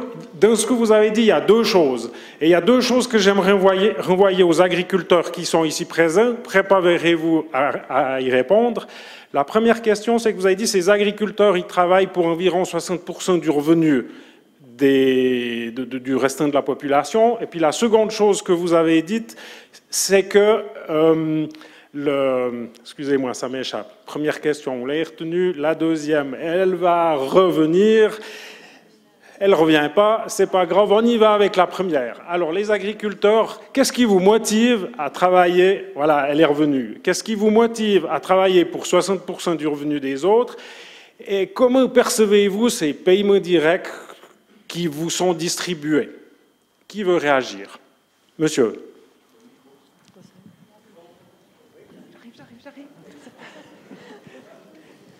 Tout d'abord, bonsoir à tous. Je suis producteur de lait au Mont-sur-Lausanne. Moi, ce qui me fait souci dans vos 4 projets, c'est qu'il n'y a pas de prix. Comment voulez-vous produire aujourd'hui? Il n'y a pas de prix. En 2030, y aura-t-il encore des paysans? C'est ça qui vous pose la question. Parce qu'avec ce qu'on arrive maintenant, puis tous ceux qui arrêtent, moi, ça me fait grand souci. Hein. Je veux dire, ce n'est pas des paiements directs qu'il nous faut, hein, parce que ça ne couvre même pas le 40% de ce que l'industrie nous a volé. Ça, il faut bien dire. Hein. Coop et Migros et toutes les industries laitières en Suisse. Il y a 20 ans, on avait 1 franc de litre de lait. Aujourd'hui, moi, j'ai 48 centimes. Vous trouvez ça normal? On a encore 13 000 producteurs en lait d'industrie et puis 12 500, je crois, en fromage, à peu près.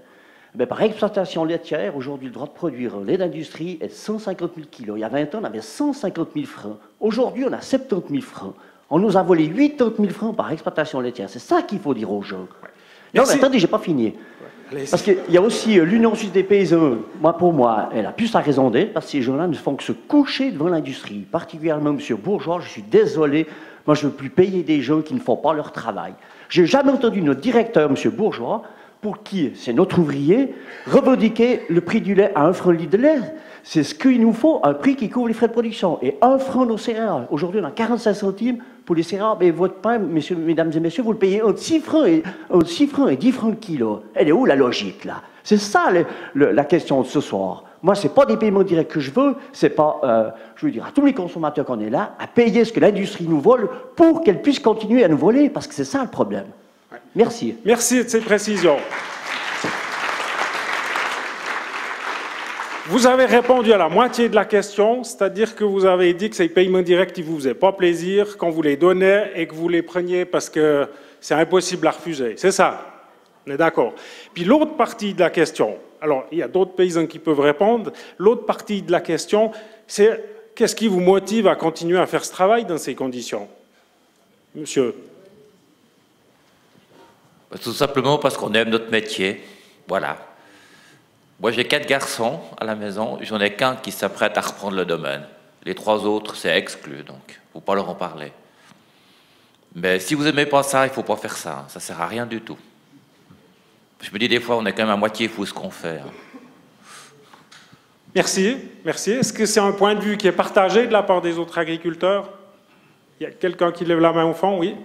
Alors, j'atteste un petit peu le fait que c'est une transmission de patrimoine qui n'a pas de valeur en tant que telle et qui se transmet de génération en génération, et il y a quelque chose qui n'est pas chiffrable ou autre. Peut-être une petite précision pour recentrer le débat. Je suis très touché qu'il y ait des gens qui s'intéressent à nous, les paysans, parce qu'on a un grand problème sur les bras, et je crois que quelqu'un vient de relater, on a la chance d'avoir un chimiste cantonal. Et je crois qu'on ne saurait négliger aujourd'hui la problématique qui est en train de nous arriver, mais qui n'est pas dans ces scénarios-là, et qui va devancer l'énergie et bien tous les autres sujets, c'est la toxicité de tous nos produits qui sont dans la filière alimentaire, y compris les phytosanitaires et les antibiotiques. Je peux vous dire qu'on a une petite bombe à retardement qui est en train de s'activer, mais sûrement. Aujourd'hui, la mortalité de nos abeilles pose un problème au niveau mondial. Et aujourd'hui, c'est avéré, mais nos chercheurs ne veulent pas en entendre parler. On a un problème de toxicité depuis l'après-guerre mondiale. Depuis que l'Europe a eu faim, on a pris le système américain en modèle pour produire toujours plus. Et aujourd'hui, nous avons les premiers terrains en Europe qui sont à plus de 50 ans de ce système industriel où on a mis des engrais et des phytosanitaires. Et aujourd'hui, on a des terrains, quand on les retourne, les microbactéries et les bactéries du sol ne s'activent plus du tout. Nous n'avons plus de vers de terre. Nous avons des terres mortes. Je peux vous dire qu'on va avoir un problème de nourriture d'une rapidité, ça va être plus vite que 2030 à mon avis. On a des terrains qui sont en train de devenir arides, qui ne produisent plus. L'autre problème, et ça personne ne veut empoigner le problème, la communauté européenne, il y a de ça 2 mois et demi, a soulevé un chiffre qui est tout simplement catastrophique, 50 000 morts pour des gens résistants aux antibiotiques. 50 000 personnes en Europe sont mortes de résistance aux antibiotiques. Merci de toutes ces précisions. Ce qu'on entend dans votre discours, c'est que même les professionnels sont inquiets des instruments qu'ils ont à utiliser pour la production. Est-ce que quelqu'un a envie de réagir à la table par rapport à ça? Oui, Madame Claire. Ouais, moi, j'aimerais abonder dans le sens de monsieur, c'est ce que je voulais aussi dire avant concernant les modes de production et notamment, je pense qu'avec les antibiotiques, on a une bombe à retardement parce que les antibiotiques, c'est un formidable outil qui a été inventé il y a 60 ans et qui a permis de sauver des millions de vies dans le monde. Et puis actuellement, avec l'usage immodéré qui en est fait, notamment dans l'élevage animal, eh ben, on a cette apparition du phénomène de résistance qui est vraiment préoccupant. Alors même si la Suisse et l'Europe ont interdit l'usage d'antibiotiques comme stimulateur de croissance, l'usage thérapeutique reste autorisé. Et dans des élevages qui sont trop denses, dans des élevages où les animaux sont stressés, on recourt assez facilement à des antibiotiques à visée thérapeutique. Et on voit des phénomènes de résistance qui se développent et nous, ça nous inquiète à la Fédération romande des consommateurs.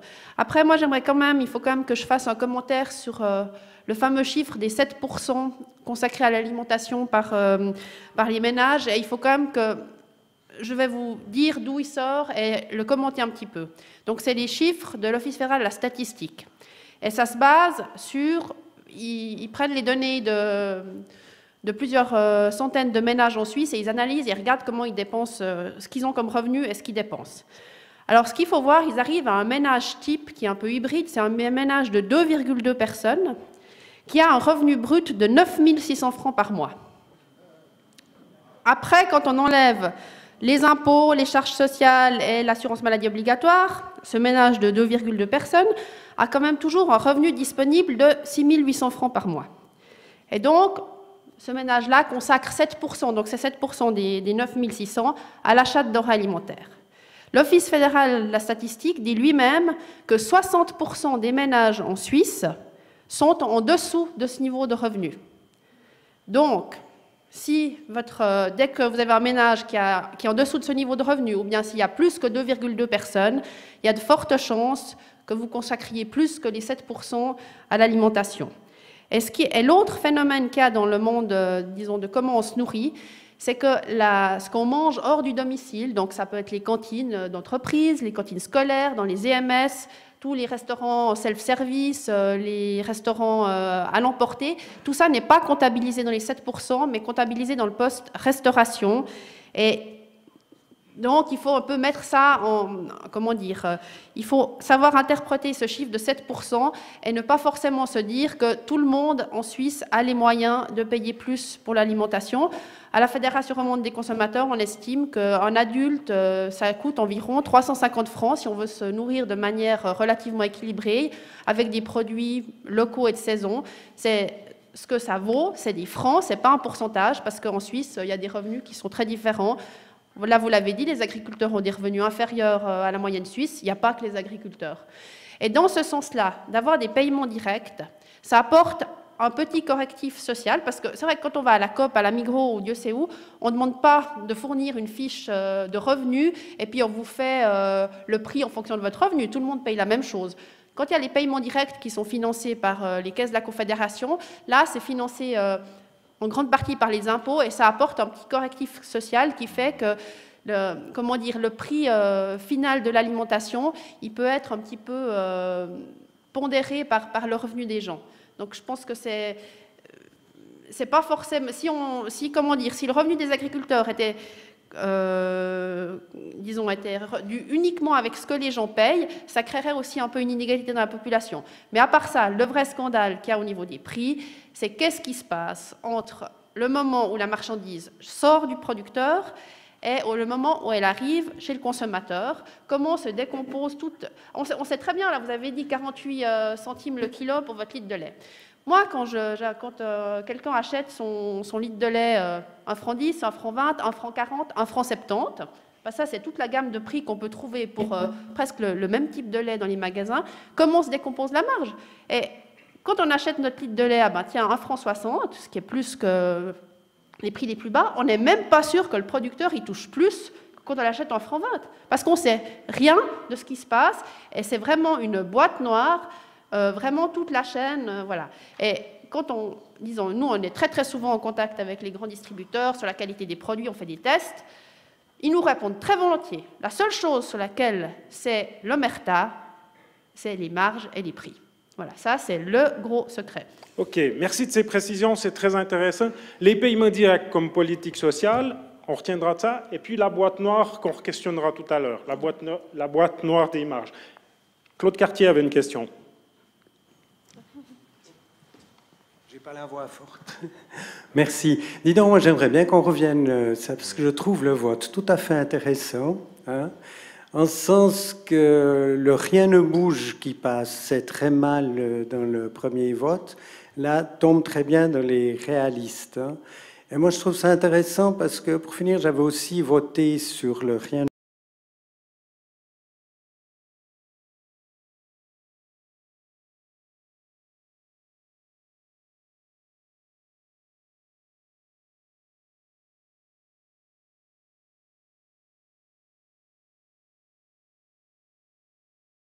Vous pensez à l'agriculture de 1960 ou l'agriculture de 2010, ces deux agricultures totalement différentes qui ont pu se développer dans le cadre de cette politique-là.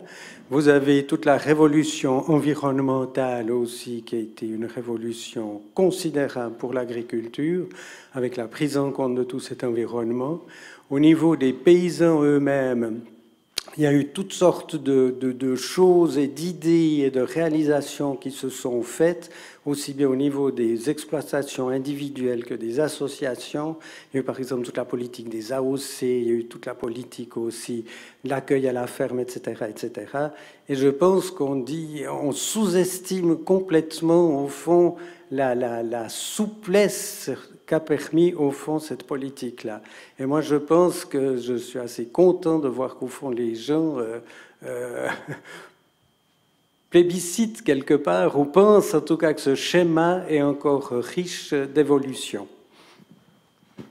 Merci de ce recadrage. Je voulais poser la question de la boîte noire qu'a soulevée Madame Claire, la boîte noire des marges des distributeurs. Est-ce que quelqu'un aimerait réagir autour de la table, du côté de l'USP? Est-ce qu'on est d'accord avec cette affirmation? On est parfaitement d'accord avec cette problématique-là au niveau des distributeurs.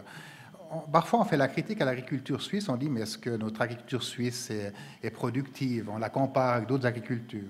Je crois qu'on n'a pas à rougir de la productivité de l'agriculture suisse. Par contre, j'ai des doutes sur le secteur intermédiaire. Et puis, c'est effectivement un sujet tabou sur le secteur intermédiaire, le secteur de la transformation et de la distribution. Je pense qu'ici, il y a quelque chose d'exagéré. Je voulais réagir par rapport à ce qu'a dit Madame Claire. Avec le chaud et le froid, je dirais le point peut-être un peu froid, c'est de dire qu'on est quand même dans une situation où on n'a jamais dû si peu travailler pour se nourrir.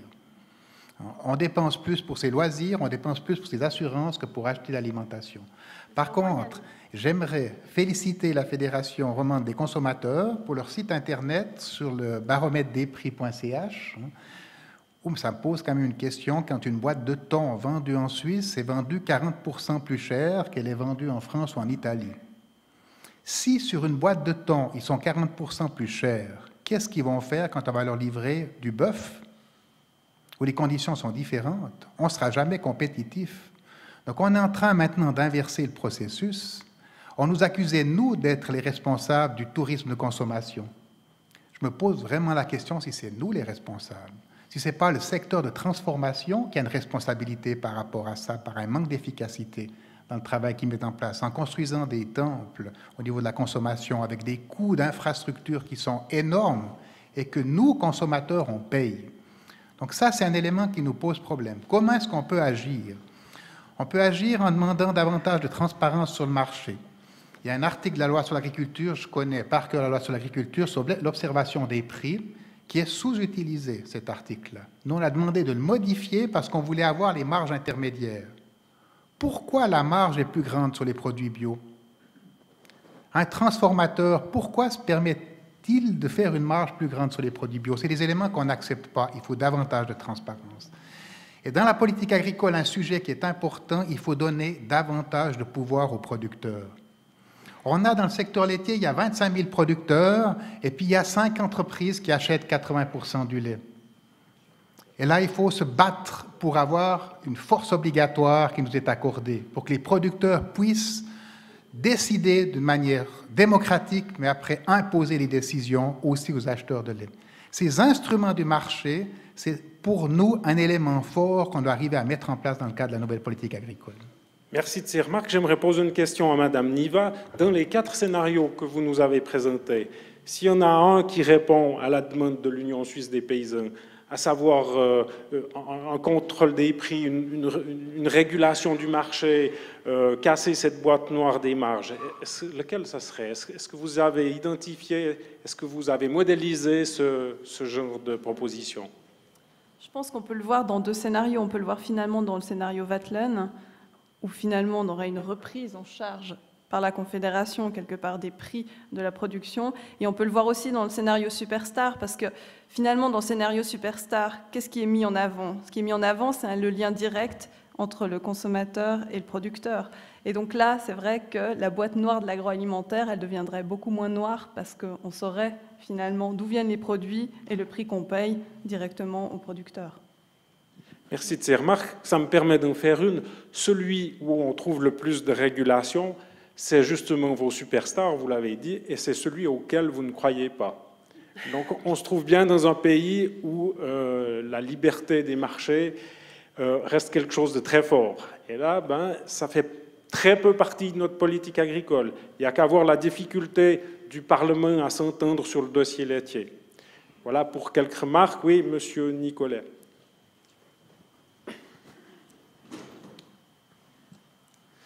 Merci. Bonsoir madame. Merci de vous intéresser à nous. Je fais partie des agriculteurs qu'il y a dans cette salle. Je crois que M. Heger a dit quelque chose de très intelligent avant. Je crois que le premier problème de l'agriculture, c'est que les gens s'intéressent encore à nous, parce qu'on ne pourra faire passer aucun message si on ne suscite pas d'intérêt. Moi, dans le premier vote, par idéalisme, j'ai voté Superstar. Mais par réalisme, j'aurais pu voter si rien ne bouge. Au deuxième vote, j'ai voté si rien ne bouge également.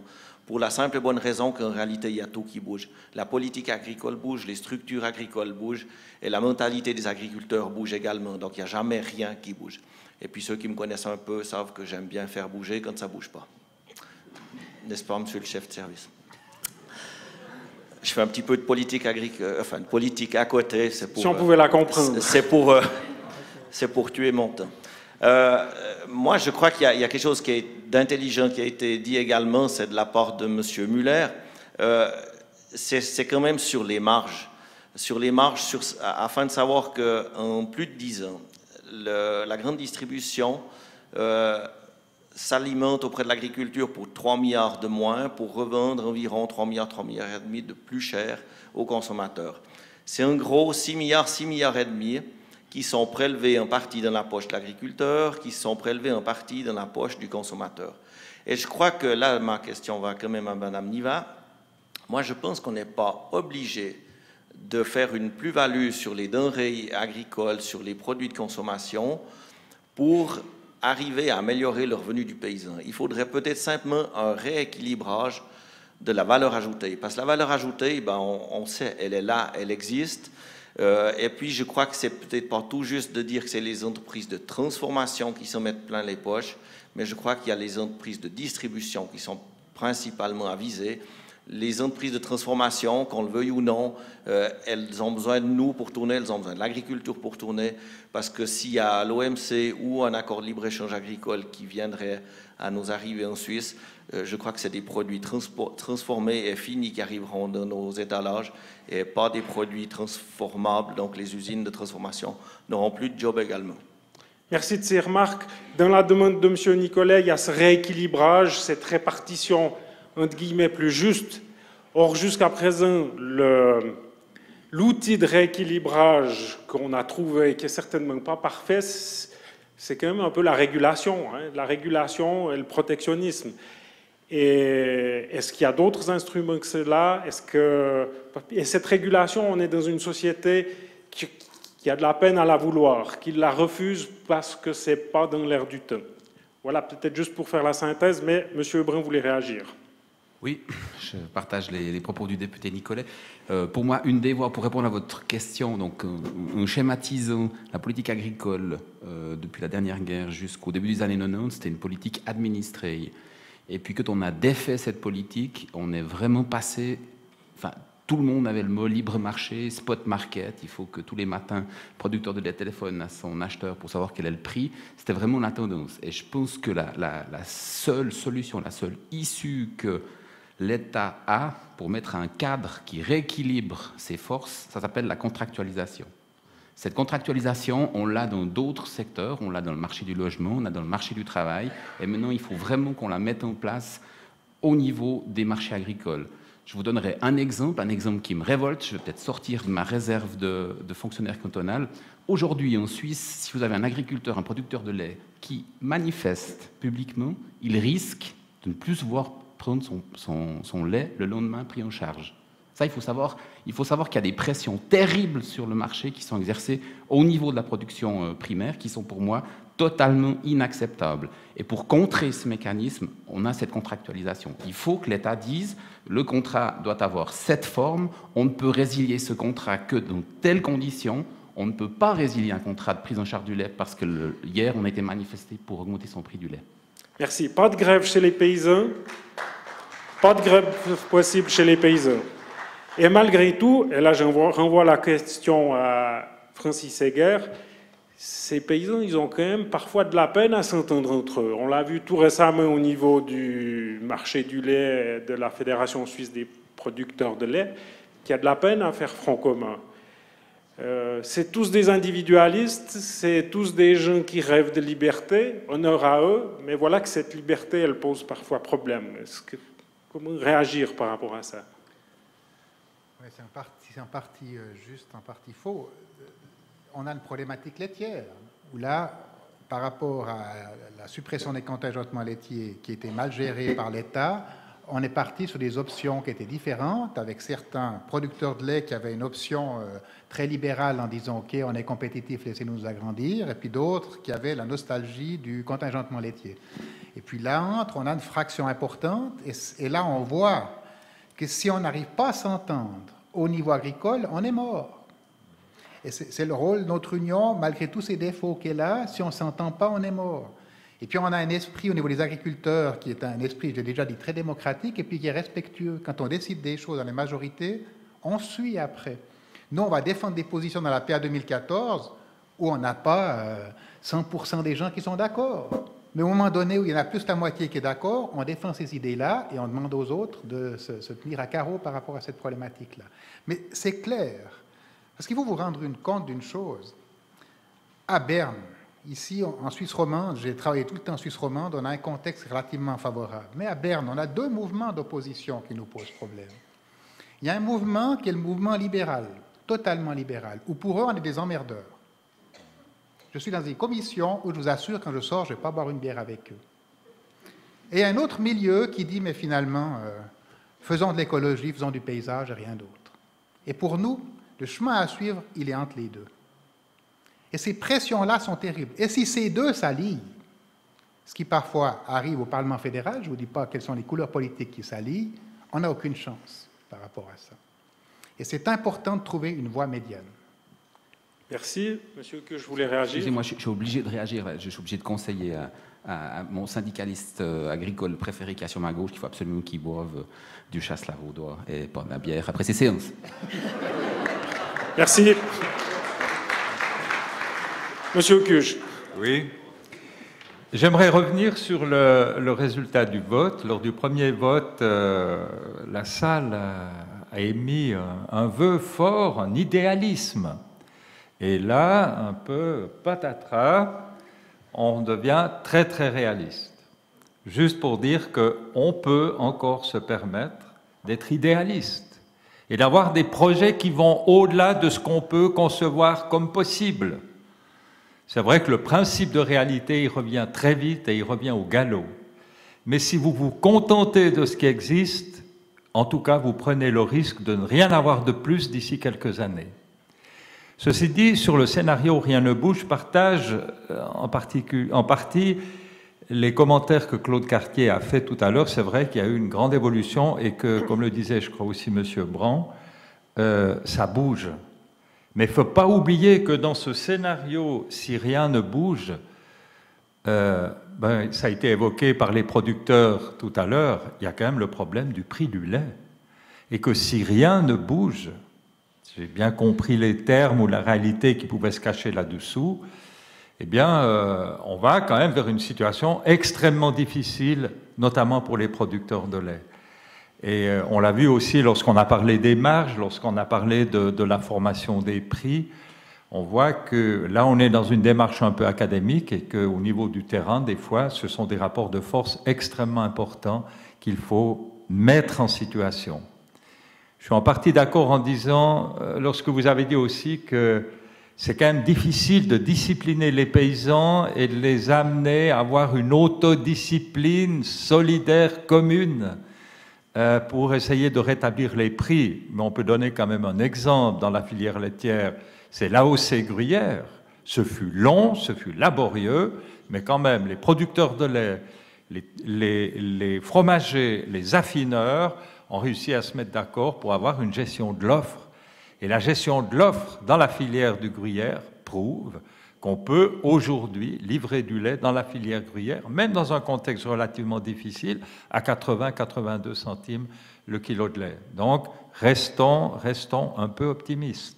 Merci de ces précisions. Effectivement, on peut parler, comme on parle de paix du travail, on peut parler de paix du fromage au sein de l'interprofession du gruyère. Il faudrait arriver à élargir cette paix à toute la politique agricole. Je vous coupe la parole parce que le temps passe très vite, mais je vais vous la redonner. Le temps passe très vite et on va passer maintenant à notre dernier vote. Notre dernier vote, je vais vous inviter à reprendre vos appettes et là, identifier le scénario qui vous fait le plus peur. Celui que vous ne voulez pas, celui que vous craignez, celui qu'il faut absolument éviter. Voilà, le scrutin est ouvert. Allez-y.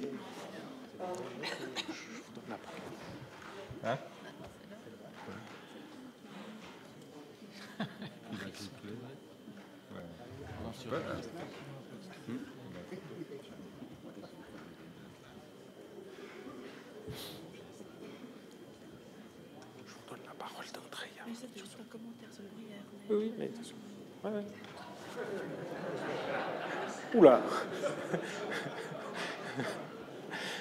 Alors là, il y a unanimité. Mais avant d'en discuter, je redonne la parole à Madame Claire qui voulait faire un commentaire. Je voulais juste faire un commentaire sur la filière du gruyère parce que Monsieur Cuche a énuméré un peu les avantages qu'elle a pour toutes les personnes actives, non seulement les producteurs de lait, mais aussi les fromagers et les affineurs, mais aussi l'avantage qu'elle a pour le consommateur, c'est que elle a un produit de qualité, un fromage au lait cru, et qui a des prix totalement, disons, c'est pas un produit de luxe, le gruyère. C'est un fromage qui a un prix tout à fait abordable pour les consommateurs.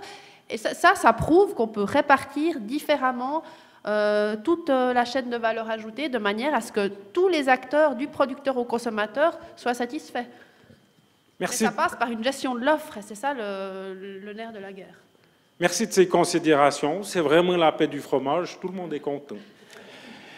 Voilà. Qui souhaiterait réagir par rapport à ce vote de ce qui vous fait peur? Monsieur Roch, je crois, a levé la main. Kisling. J'étais dans le groupe de Merci. Il y a deux personnes qui parlent. Alors, d'abord Monsieur Roch, ensuite Monsieur Kisling. Moi, c'était surtout concernant le gruyère. Donc, je suis au comité de l'interprofession du gruyère. J'aimerais juste vous rendre attentif que l'équilibre est extrêmement fragile. On gère les quantités au niveau de l'interprofession, mais actuellement, on a des très fortes pressions de fromageries qui font de l'emmental, où il n'y a pas si longtemps, ils produisaient 160 000 tonnes, et puis le gruyère, on était à 25, et depuis l'année passée, c'est inversé. On est environ à 30 000 tonnes, puis eux sont en dessous. Pourquoi c'est très fragile? Parce que ces fromageries, elles disent, écoutez, vous nous prenez à l'intérieur de l'interprofession, ou bien on respecte les cahiers des charges et on produit du gruyère. Ils ont parfaitement le droit. Imaginez-vous simplement une fromagerie de 250 tonnes qui commence à faire du gruyère hors de l'interprofession. Ils vont aller trouver Migros, Coop ou n'importe qui, leur dire, écoutez, on a du gruyère à disposition. Migros et Coop vont dire, est-ce que vous respectez les cahiers des charges? Ce sera oui. Et puis, pourquoi ils vont réussir à le vendre? Parce qu'ils vont baisser le prix. C'est tout simple. Donc le prix va baisser et qu'est-ce qui se passe? Toute la filière va dégringoler.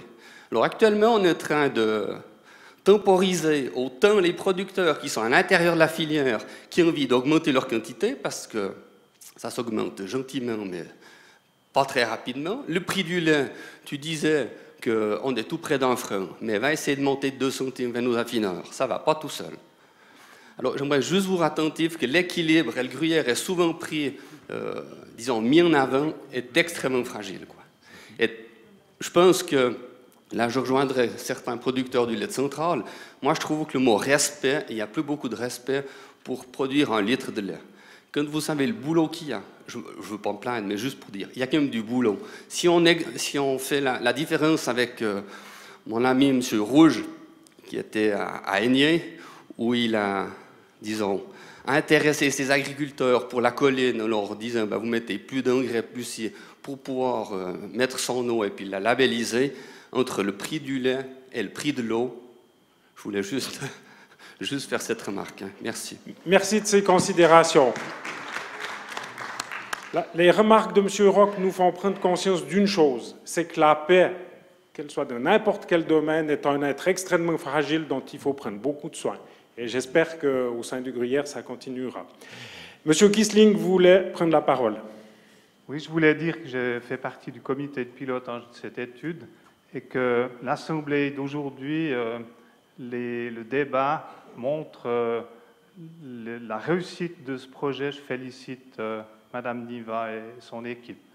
Et puis, comme je n'avais pas de zapette, je voudrais dire que de mon côté, le scénario que je ne voudrais pas voir arriver, c'est le scénario Vatlen, parce que c'est un scénario de crise qui rappelle, je crois que le mot a été utilisé ce soir, qui rappelle le plan Walloon.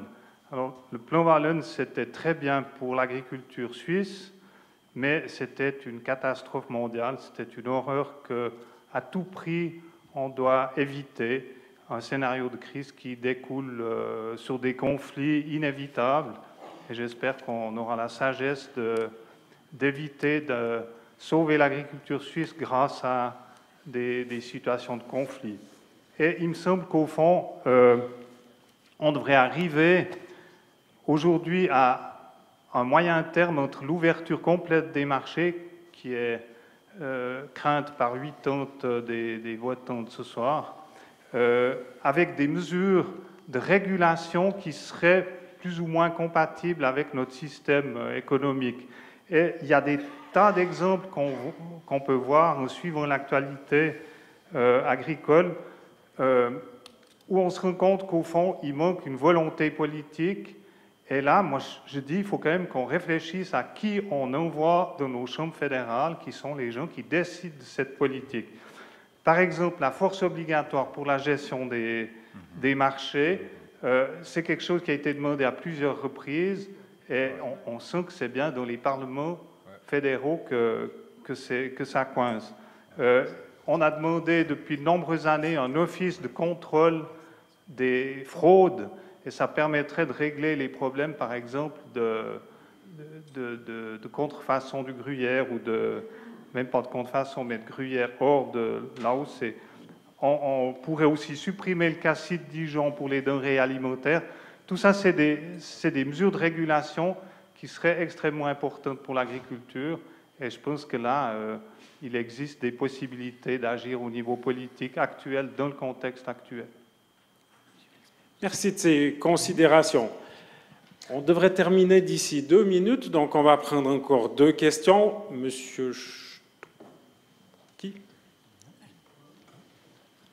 Oui, merci de me donner 1 minute. Je pense que ça va précisément peut-être faire le lien avec un futur de ce type de débat. Dès le début, et plusieurs d'entre nous avons pu féliciter l'Université de Lausanne d'être partie prenante à ce débat et de modérer un petit peu, d'ouvrir le cercle initié de l'agriculture. Je constate que l'UNI a pu mobiliser aussi bien les milieux de la profession, Prométhère, la FRC, les consommateurs, il a été dit aussi les milieux de l'écologie, de l'environnement. Et donc j'aurais souhaité savoir de la part de Jean Rueg, quel est le futur, comment va se développer un petit peu la suite de cette étude et surtout, quelle dynamique pourrait suivre ce projet en invitant, en rêvant, comme M. Kusch nous y invite régulièrement, c'est de pouvoir, à l'issue de votre démarche, que chacun de ses partenaires prenne l'engagement de nous réunir une nouvelle fois dans une année, dans 2 ans, avec des nouveautés, parce que je crois que le débat a été très riche. Merci. Merci. Monsieur Rueg. Disons, à court terme, le rêve, donc, c'était un projet volontairement mené au niveau du canton de Vaud, parce que c'était la fondation du 450e qui le voulait, puis c'était le format du projet qui le voulait. Mais à terme, au niveau vaudois, le rêve, c'est de pouvoir, dans le fond, susciter un débat au niveau du Grand Conseil sur ce type de questions. Et puis, l'autre rêve, c'est évidemment que ce type de questions soit repris aussi plus largement en dehors des cercles traditionnels de l'agriculture. On commence aussi à être un peu sollicité, mobilisé par les services d'aménagement du territoire. Enfin, il me semble qu'il est temps d'offrir et de continuer à avoir des lieux tels que ceux-ci pour débattre de questions qui sont relativement importantes pour notre futur, je crois, et qui, pour le moment, le débat le démontre aussi, sont dans le fond assez complexes, sont difficiles, et par conséquent, il faut se donner le temps de s'expliquer ou de se comprendre mutuellement pour, dans un idéal aussi, faire en sorte que le premier vote soit ce qui advienne et non pas le second ou le troisième. Merci de ces considérations. Et les questions de temps, on va en prendre encore un petit peu. Il y a des questions, semble-t-il, urgentes au fond. Bonsoir. Je n'ai pas vraiment le bon accent pour parler ce soir ici, mais ça m'amène à la question ou à la remarque que parler de l'agriculture du canton de Vaud, c'est réducteur. Il faut parler de l'agriculture d'une manière générale dans le monde et l'évolution de la société. Quand on voit comme les Chinois, ils achètent des terres en Afrique, quand on voit comment le prix de l'énergie évolue, comme Pascal vient de le mentionner, quand on voit tous ces scénarios qui sont mis en place pour démontrer l'augmentation de la population mondiale, on le met dans un autre contexte. Quand on entend monsieur dire inévitable, la crise inévitable, parce que selon les scénarios des différentes savantes ingénieurs, elle est inévitable. Le manque d'énergie va subvenir d'ici probablement une dizaine d'années. Pour ceux qui connaissent un peu le dossier, le peak oil, il va nous mettre très très clair en face de la problématique du manque d'énergie, surtout dans l'agriculture qui est fortement dépendant aujourd'hui de l'énergie.